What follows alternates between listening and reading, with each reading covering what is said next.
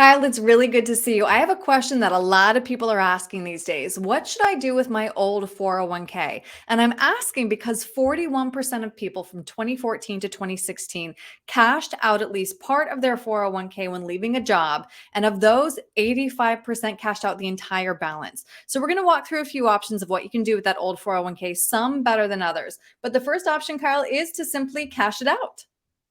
Right. So, Erin, thanks for talking to me here. That's a great question. And a lot of people aren't really coached on what to do with their Yeah. 401ks. And so you don't really know what to do. But I'm a very pragmatic thinker, right? Things have to be practical and line up for me. So I have to understand what everything is. And the way I like to explain this to clients, especially the ones that are kind of getting into the saving mode, is you have to understand Social Security as well, right? So the average Social Security check of February of this year, right, is only $1,693.88. Hmm. Okay, that's according to bankrate.com. That's not enough for an individual to get by in 2023, right? So Social Security is not your end all be all when you get to retirement, and that's what the purpose of your 401k is and your retirement savings accounts. It's to fill that gap. So when you cash out your 401k that you've worked to save and build, right, you're really killing that whole strategy and starting fresh on your retirement Right. savings. And that's a pretty daunting thing once you think about it. Not only that, if you go to cash out your 401k, more likely than not, you're going to pay some serious taxes because if it's a traditional 401k, like most of these balances are for most folks, that's all going to be counted as taxable income. And if you're under 59 and a half, there's a 10% tax penalty on top of that. Right. So not really a good plan. And missing out on all that future compounding. I know you love to talk about the power of compounding, Kyle. Yeah. So now let's talk about the second option here. The second one is kind of straightforward. You just leave it with your old employer. Yeah. And that's, not the worst option in the world, better than cashing out in almost Mhm. every circumstance. However, here's what you have to remember about 401ks, especially these ones that you've been in for 10 plus years. You're in charge as the participant of managing your investments in your 401k. A lot of folks don't know that. I mean, you would be shocked at the number of people that come into the office and they've saved for 30, 40 years and they come in and they say, "Hey, Kyle, here's my 401k statement. $1 million plus is sitting in there in the same 3 or 4 mutual funds that they selected, when they started their job at age 24." Oof.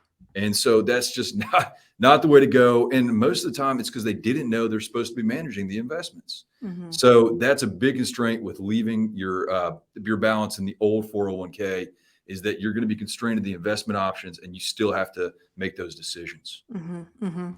All right. The third option would be to roll that old 401k into your new employer's plan. Right. So this is kind of a convenience factor, right?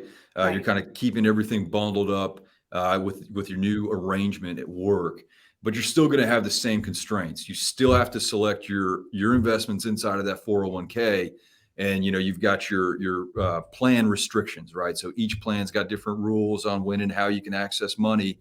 You're going to be rolling into a new set of restrictions when you roll that into your new 401k. But I will point out, it's a good idea to keep things consolidated most times because you have a more active oversight over those things. Mhm. Last year alone, believe it or not, we found more than $500,000 in forgotten 401k and pension plans for our clients.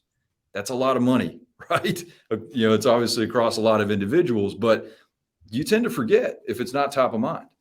No, Kyle, you bring up such a good point, and I want to share this nugget. 30% of people change jobs in 2022. With as often as people are switching jobs these days, I am not surprised when we forget about one 401k from an employer 10 years ago or more. So, yes, good Yeah. point. Wonderful. Now, the last option would be to roll the 401k into an IRA.